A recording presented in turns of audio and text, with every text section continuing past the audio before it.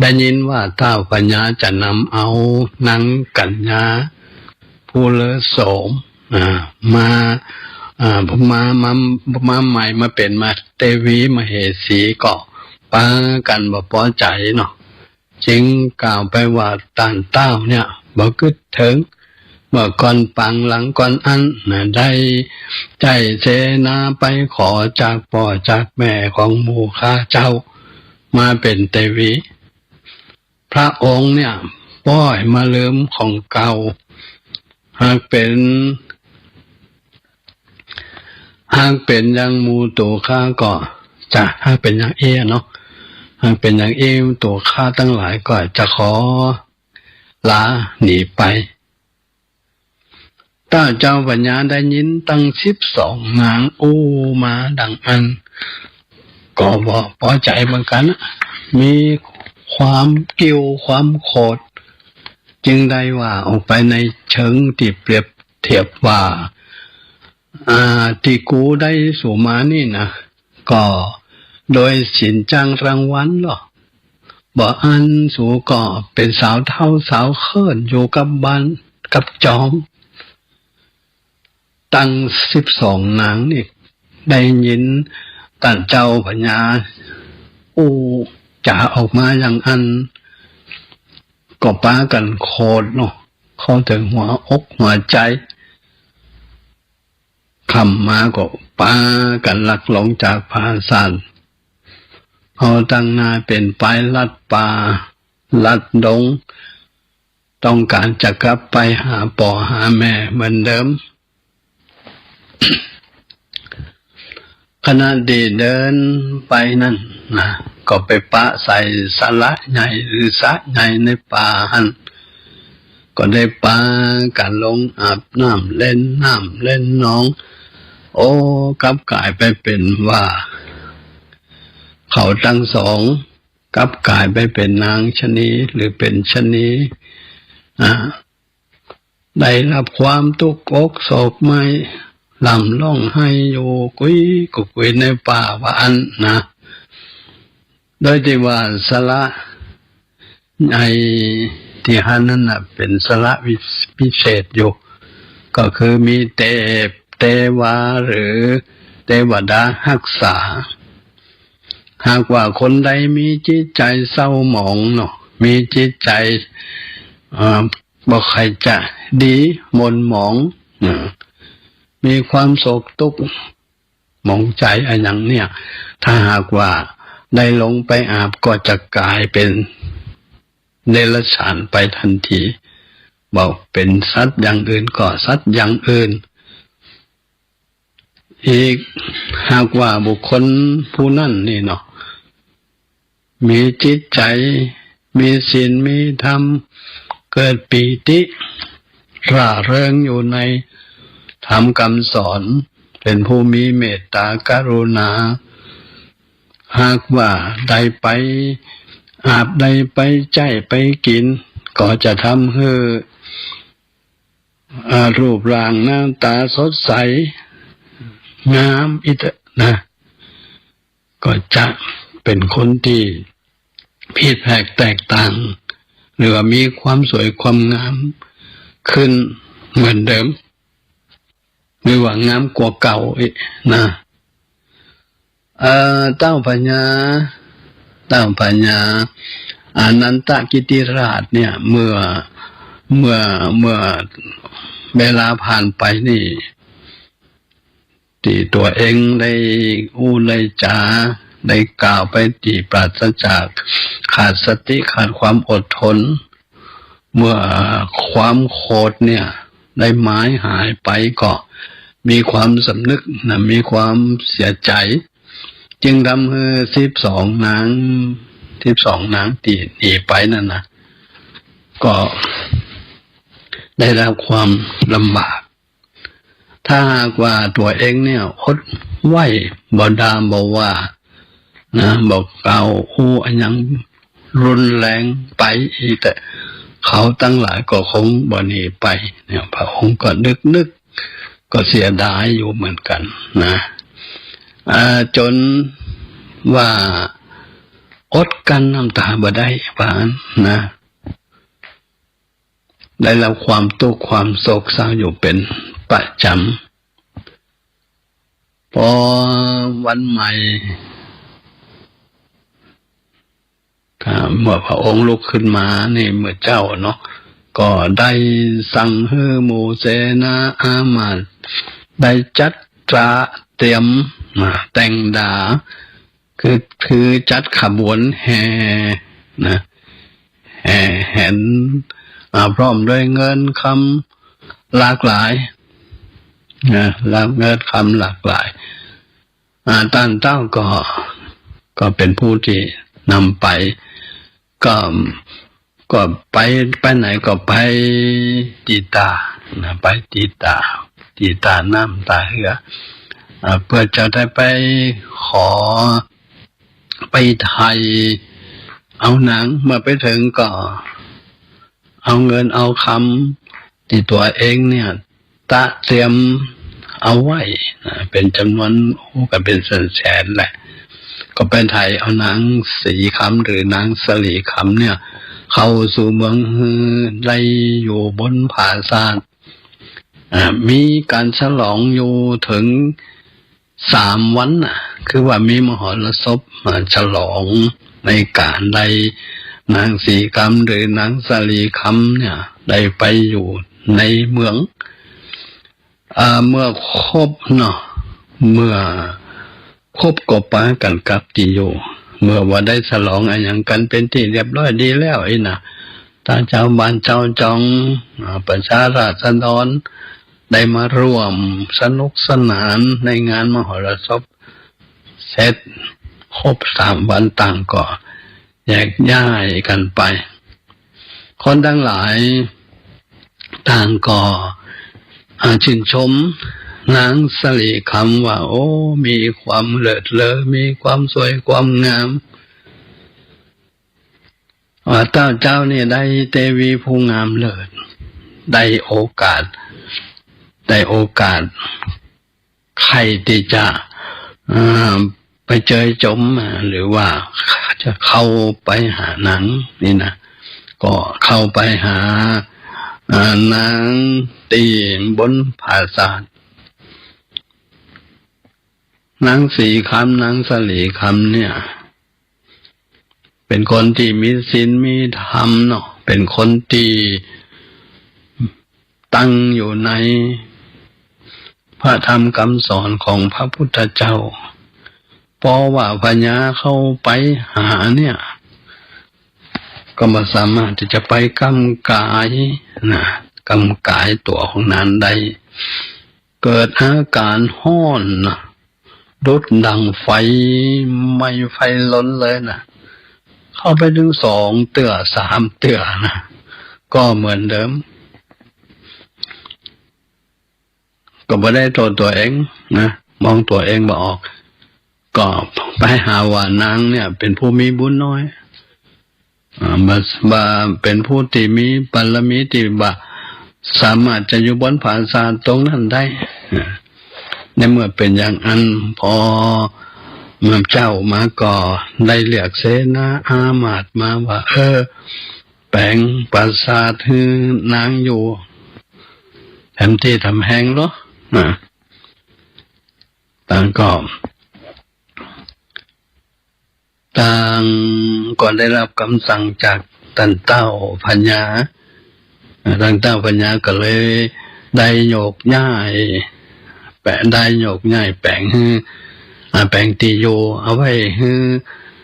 นางสลีคำทำไมยืมเอาไว้แปลงไว้ที่กลางควังหลวงว่าอันนะโอ้ใจเวลาเป็นเดือนภาษาหลังเดิมก่อนมั่งก็เตะโอ้เป็นภาษาที่หลังในบ่น้อยเหมือนกันเนาะใจเวลาอยู่ถึง3 วันด้วยกันเลยเมื่อได้อยู่ที่กลางควังท่านเต้าปัญญาก็มีความก็ถึงตั้งหาก็เข้าไปหาเพื่อที่จะได้ไปร่วม ชื่นชมกับตัวแห่งนั้นแต่ก็เหมือนเดิมนั่นแหละพอเข้าไปใกล้ก็เกิดความร้อนดุจดังไฟเป็นอย่างนี้หลายครั้งหลายคราวก็ง่ายแปลงปราสาทบนดินก็คิดว่าคงจะได้รับความเย็นขึ้นนี่นะก็เหมือนเดิมกันได้รับความร้อนระอุเหมือนกับอันที่หลวงแล้วมาจากนั้นก็สั่งเสนาอามาตย์ให้สร้างปราสาทลอยล้มเลยเป็นหลังที่ใหญ่มีความสูงถึง30 วาอันใช้เวลาสร้างถึง9 เดือนด้วยกัน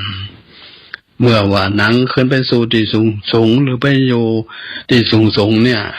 อาจจะได้อากาศเย็นลมพัดบวยพัดเอาขึ้นมาก็คงจะเย็นขึ้นอีกว่าอันก็นั่นแหละก็เหมือนเดิมนั่นแหละพอเข้าไปหานางก็เกิดอาการมีความร้อนเอาไม่จิตใจร่างกายก็มาสามารถจะเข้าไปหานางได้ก็เปลี่ยนอีกเปลี่ยนวิธีใหม่ที่นี่ก็สั่งให้แปลงปราสาทกลางน้ำใหญ่ลูกต่างก็ได้รับคำสั่งเสนาอามาตย์ได้รับคำสั่งจากท่านเต้าเจ้าพญาต่างก็พากันไปแปลงตามคำรับสั่งของท่านเจ้าพญาต่อไปว่าเมื่อได้แปลงภาษาทึ่งนางอยู่ที่กลางแม่น้ำใหญ่เนี่ยท่านเจ้าพญานี่ก็จะมีความเข้าไปหานางแล้วก็จะมีอาการรุนดังเดิมหรือไม่อย่างใดเขาก็ฟัง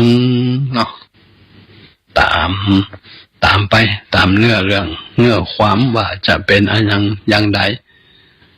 ต่อไปก็จะได้เทศนาคือศรัทธาสาธุชนทั้งหลายได้ฟังกันต่อไปนะโม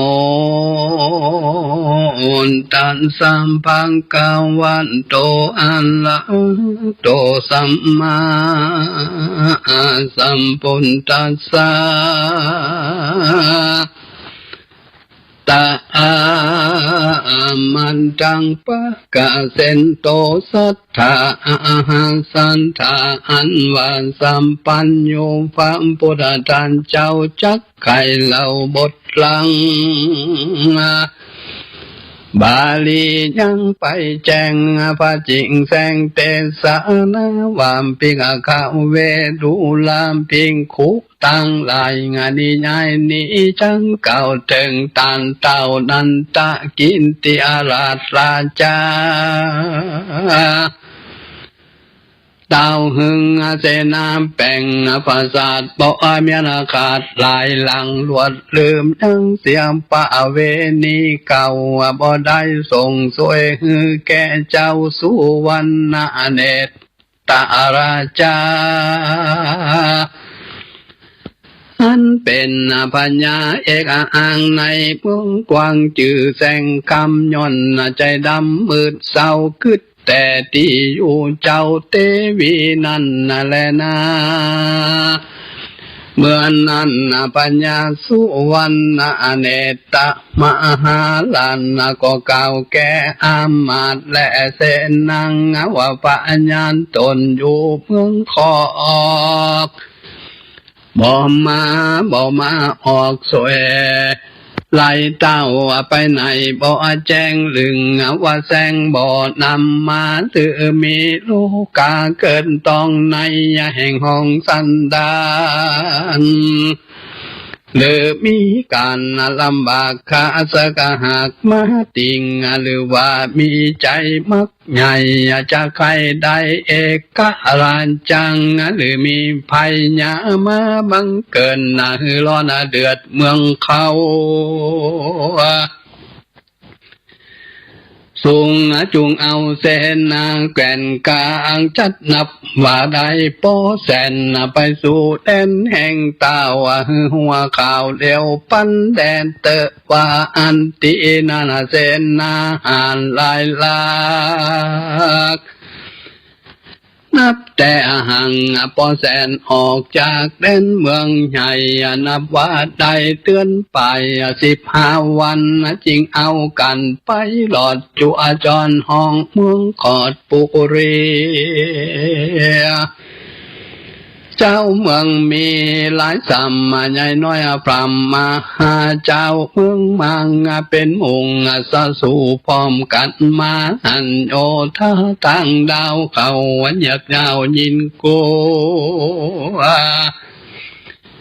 ยกมึงใส่หัวจานใจน้อมมาไว้เก่าจันจ้างว่าดูลามเปื้อนตั้งหลายเหยมวนมุงจะไปสู่เมืองได้ลุกเมืองไหนมาหลอดมีใจจอดสิ่งอันใด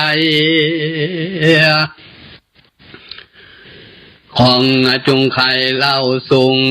ได้หูจูพาการที่นั่นเสนาหานผู้ใหญ่จริงเก่าแก่ภัยปัจจาว่าดูลามเปื้อนตั้งหลายเหยมันมากดูนี่หากเป็นเศษหานแห่งพระผู้บันตนองค์อันเสวยราชเมืองแสงคำมาตนเต้าจำตุมาสุงเพื่อใครหูกิจการเป็นอันนั้นปีหนึ่งสายสุงบ่ได้ส่งสวยไปถวายสู่ตั้งหลายใครเป็นใหญ่หรือรอนาไม่สิ่งใดจะจุงใครมังทวนทิ้งหัวตีเป็นจริงแดดเตว่าอันที่นั่นไผ่เฝ้าและประจังได้ยินเศษอาหารเก่าหอนพามเผาตั้งตัวย่อมือใส่หัวนมไว้จานใจเก่าใครจังว่าดูลานเสนาหันหัวโมตูจักเล่าสู่ใครปันอันวานเจ้าว่าหัวจันยศใหญ่ได้นางใหม่เทวี12 นางดิ่งพาคางเหตุเต้ามังกำลังแสนทุกขังมัดไม่แก่นางนาไทยตั้ง12 เต้าบ่ปองอยู่หลวดไปสู่เมืองตนอันว่านางตามนคนใหม่งามแต่สายนักนางเต้าบอนจังบ่ปากหัวก็หักตึดตันเต้าตีนพันขนาดจริงแป่งผ่านศาสตร์ลายลังภาษายังบ่เก่าก็ลิดมั่งเหล่าแป่งแถมแป่งบนดินบ่แนมซ้ำแถมแป่งบนน้ำบ่ได้ยังสักวันยามตาบอกครับตามกองเก่าบ่คือเราปะเวณีย้อนนางเทวีคนใหม่หลวดบ่ได้ส่งสวยไปถวายก็ตันตั้งหลายตั้งจุงหัวดังตูเก้าหูจุอันที่นั่นเสนาหันหัวหมูหูแล้วว่าจริงแต้มสานไปห่างพระผู้บานตนใหญ่คือเต้าไทยสุวรรณเนตราชใครกิญญาแต่งเก้าคือเต้าเป็นเจ้าไทยหูจูพักกันอ่านสารหูแล้วเต้าว่าต้นแก้วก็ปินจังละนามว่าพระญาเจ้าเมืองคอกเอาตัวน้องประเวณีนาง12นี่เจียนจากปัดผ้าของไก่กังปล่อยเอานางผู้มาใหม่อันบ่ใจขัดติญาวงศา ซ้ำหึงแต่นานและอามาดแปลงภาษาจัววันยามบอกว่าคำกูไทยอันเป็นใหญ่เองกะลานจังตุจุงยับมาหือใดยังเต่าใบพามปลาตั้งเสนนานและอามันอย่าเหือขาดสักคนแดดเตะกันนานว่าเสนาหันเกวนใจ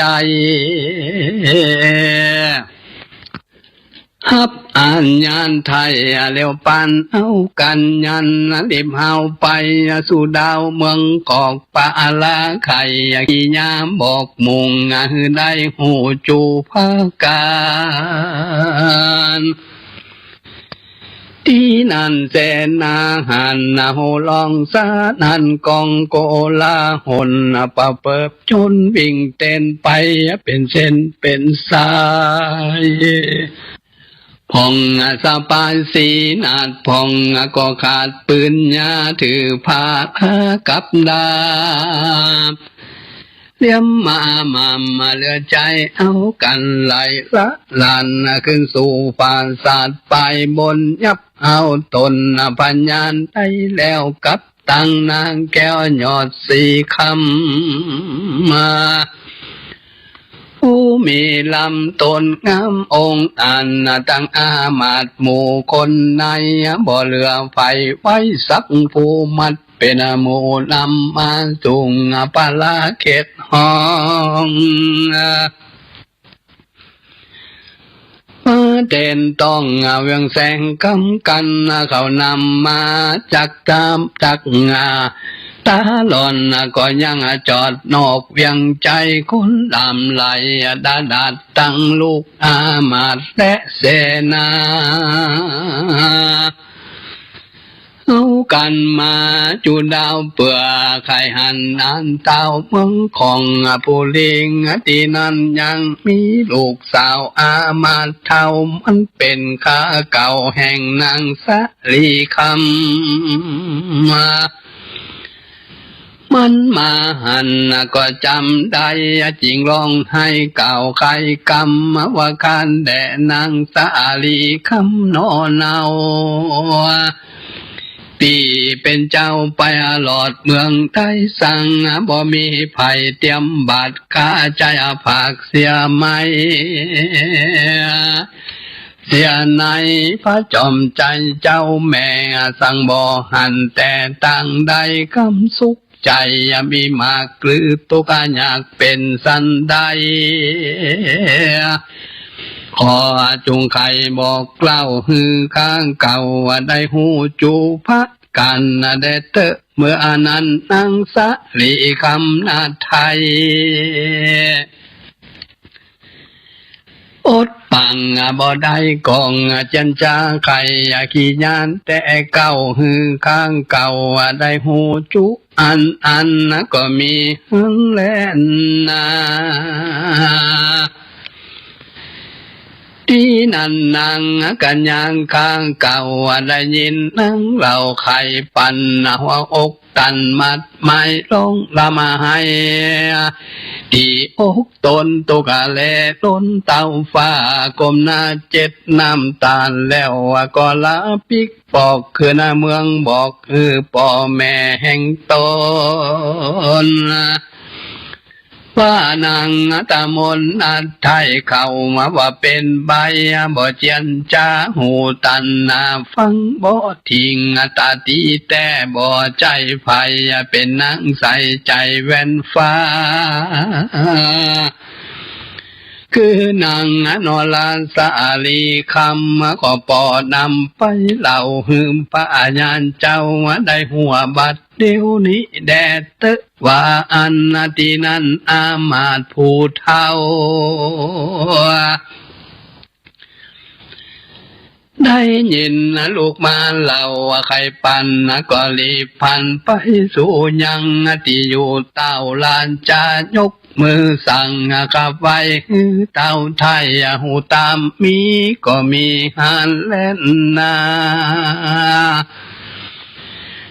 เมื่อนั้นพญาสุวรรณเนตมหาลันได้ยินอามาตย์จากใครมีหัวใจดังจักแต่ง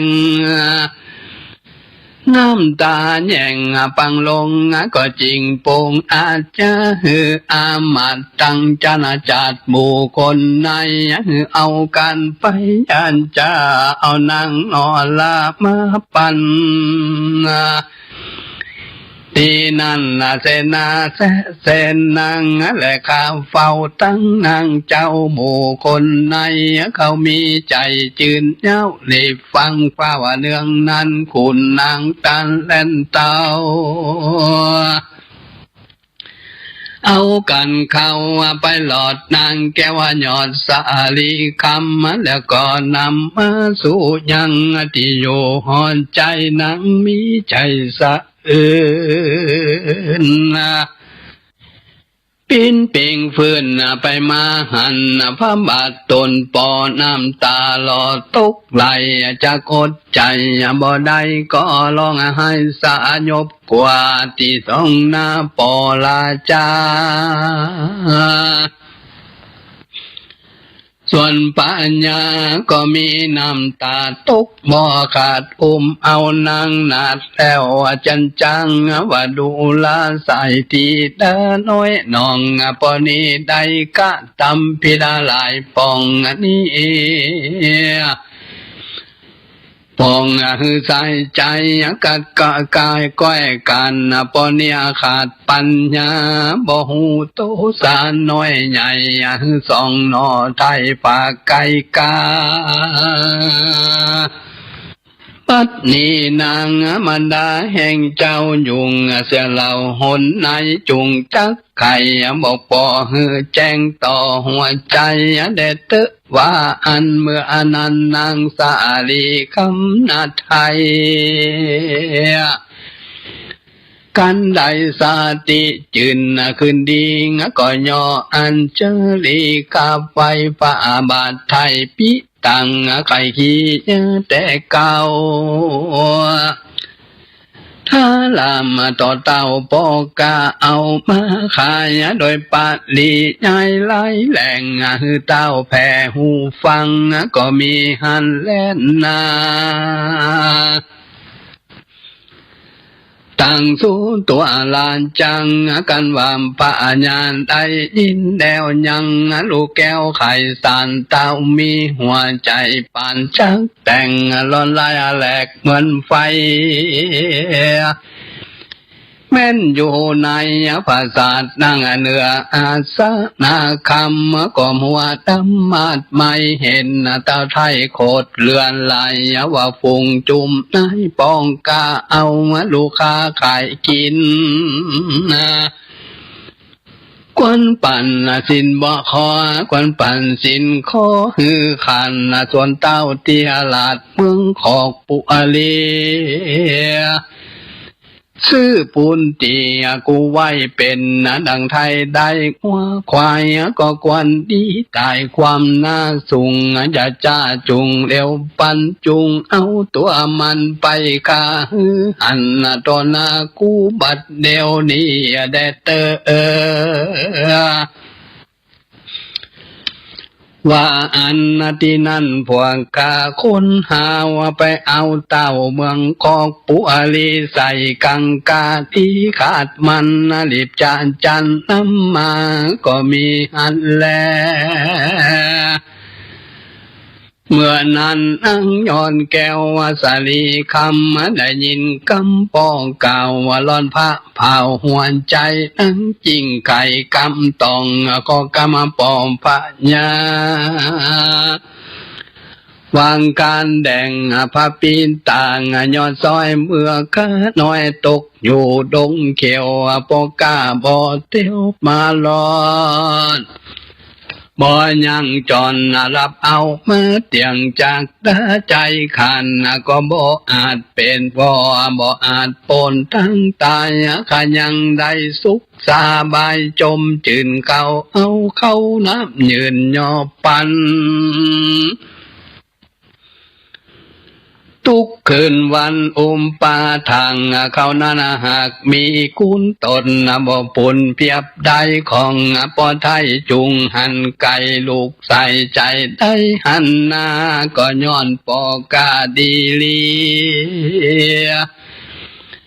ส่วนเต่าปุรีเมืองของไทยข้าออกเป็นไตเต่ามีใจกิ่งห้อยฮือข้าน้อยอยู่ส่วนสาดีกุลเต่ามีมางกวางดังตาตั้งแม่กงกาของคุณาปล่อยไว้คือเขาได้อยู่ส่วนสาดีแดนเตอว่าอันเมื่อนั้นพาปิตตานตนปอได้ยินหนอปุตติ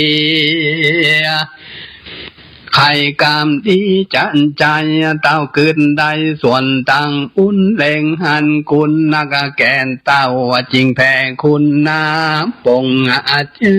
อนุญาตคือเขากาดตั้งตายเขาทั้งหลายจมจืนย่อเมื่อยืนสาธุการจะจมปันบ่อน้อยย้อนนางย้อนซอนสาลีคำเป้วไข่กรรมปัญจงตามวันโลกโวหันว่าขอตั้งลงกันนาไทยจุงจักได้ส่วนสาดีอย่ามีโศกไม่อย่าจะเจ็บใครกะยังอย่าจะแก่เท่าจุงอยู่เตียงเต้าตีกะแดดเตเมื่อนั้นพญาสุวรรณเนตมหาลานก็ฮืออามาตและเสนาเอาวัดทางเสื้อผ้าลายลักหน้าหมู่เงินคำมากนำลายแลมาจากแก่มาใจแก่คนตั้งหลายเข้าใจไปจมจืนปีเตียตื่นยินดีเอากันนี่เมื่อสู้ยังตีอยู่เมืองตนก็มีวันนาแลนานิธิตั้งกิญาสั่งวันนั้นวิเศษจะห้องเห็นสุริยาขาดกุมันพวกทวนสีก็บังกุมสมเร็จสั่งละเด็ดแล้วเต่านี้ก่อนแล้วท่านสาธุชนศรัทธาพ่อแม่พี่น้องเขาทั้งหลายได้สนับรับฟังจบลงไปเนาะก็เริ่มกันตั้งแต่ตันเต้าเจ้าพญานันตกิติลาจานะเมื่อทราบข่าวว่าในเมืองของตันเต้าพญาแถมเมืองหนึ่งนั่นนะมีข่าวที่บอกใครจะดีก็จึงได้ส่งพันได้ส่งเสนาอามาตย์ไปสืบเสาะนะว่าไปสืบเสาะว่ามันเป็นเพราะเหตุอะไรอย่างใดตนตันเจ้าพญาเมืองขอกเมืองนอกเนี่ยบอกมาส่งซวยทุกปีก็มาแต่ว่าตอนหลังมานี่รู้สึกว่าบอกใครจะเอาซวยมาส่งให้มันเป็นเพราะเหตุอย่างใดนะเสนาอามาตย์ตั้งหลายก็พากันไปสืบเสาะหาข่าวความเป็นจริงว่าเป็นอย่างไรก็ได้รับข่าวมาว่าที่เมืองของตันเต้าพญาตอนนั้นน่ะที่อยู่เมืองนอกนั่นนะเมืองขอกเมืองนอกเขตนั่นนะได้มีการสร้างปราสาทหลายหลังนะทั้งนี้และทั้งนั้นก็สร้างเปื่อนที่จะให้นางสลีหรือว่าสีคำนี่ได้โยแต่แกก็ไม่ได้รับความสำเร็จแต่อย่างใดนะไม่ได้รับความสำเร็จแต่อย่างใดที่นี่ก็แจ้งข่าวเรื่องเล่าอย่างตั้งหลายต่างๆนะจันเจ้าพญา นันตากิติราชาคือในฮับหู้นะในฮับหู้เมื่อตันตาหู้อย่างอันว่าปัญญาเมืองขอกเนี่ยในปฏิบัติตัวปฏิบัติตนลุ่มหลงอยู่กับอเตวีคนใหม่นะไอเตวีคนใหม่ก็บ่ใครจะได้ทรงสวยทรงอะไรอย่างมาคือมีความหลงไหลเกี่ยวกับเรื่องของมเหสีองค์ใหม่นั่นดังที่กล่าวมาตั้งแต่ต้นก็จึงเชนะอมาตย์เนี่ย